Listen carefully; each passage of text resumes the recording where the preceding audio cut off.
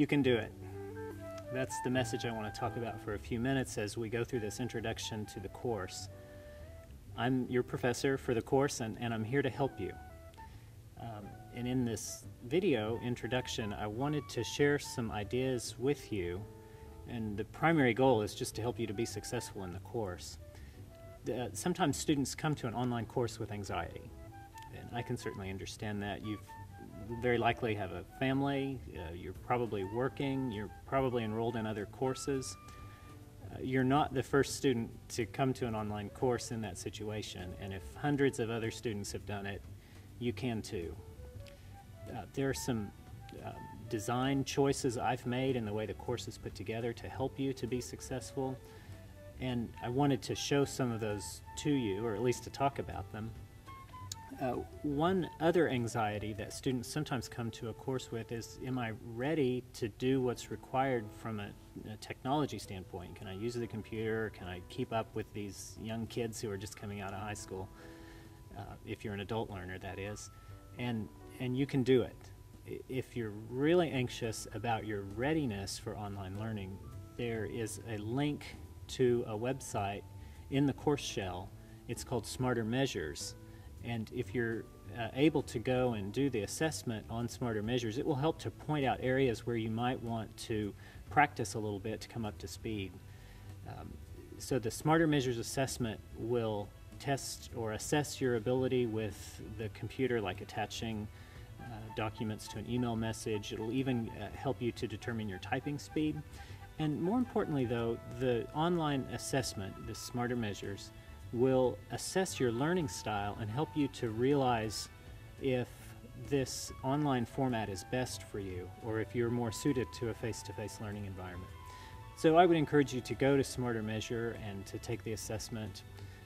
And there will be some activities to build skill if there are some that are identified that you maybe need to build.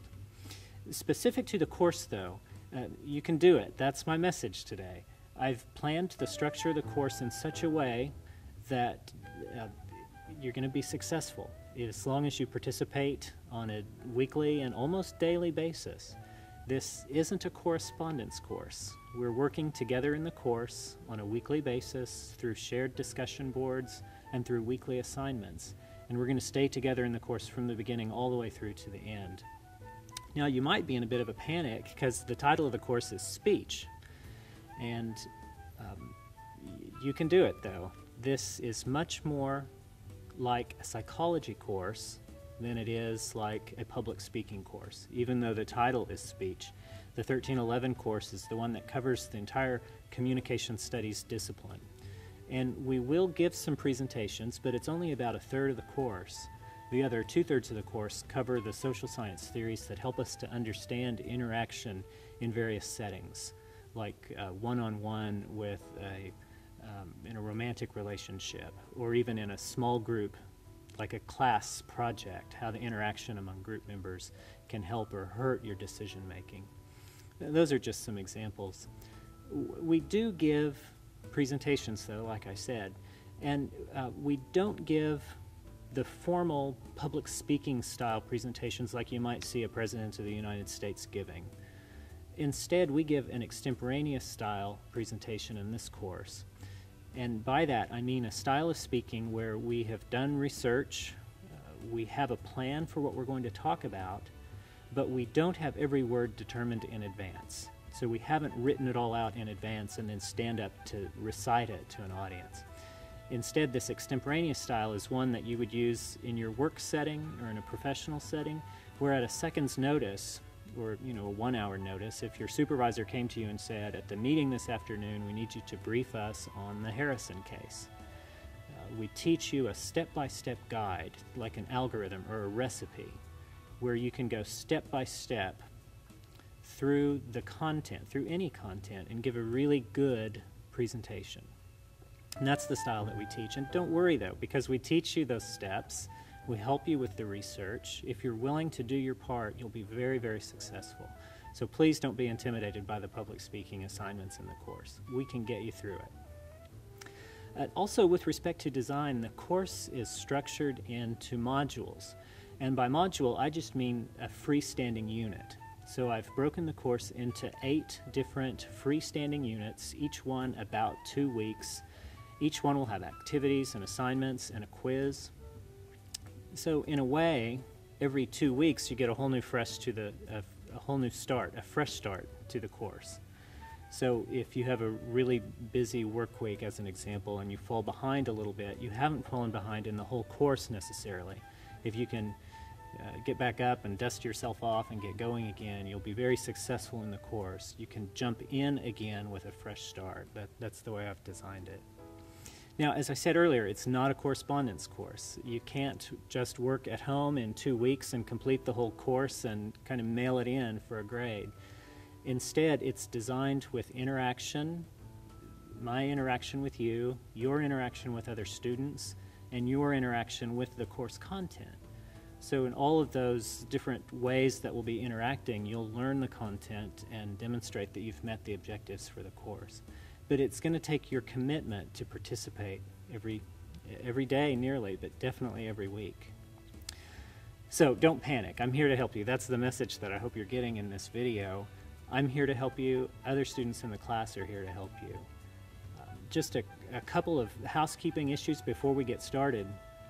The first relates to the discussion board. When you go into the course shell and you click on the discussion board, you'll notice that one of the topics is called Course Questions. If you have a question for me about an assignment that's coming in the future, we'll use this discussion post, Course Questions, to ask that question. And I just say that because you'd naturally be inclined to send an email message to me, and of course I'll respond to your email messages. If it's an assignment in the future, though, I want everyone in the class to benefit from our interaction. So I'm going to ask that any question you have about anything in the future goes into Course Questions. That way every student can read my response to your question. Now, if you have other concerns or if you have a question about assignment in the past, you can use email.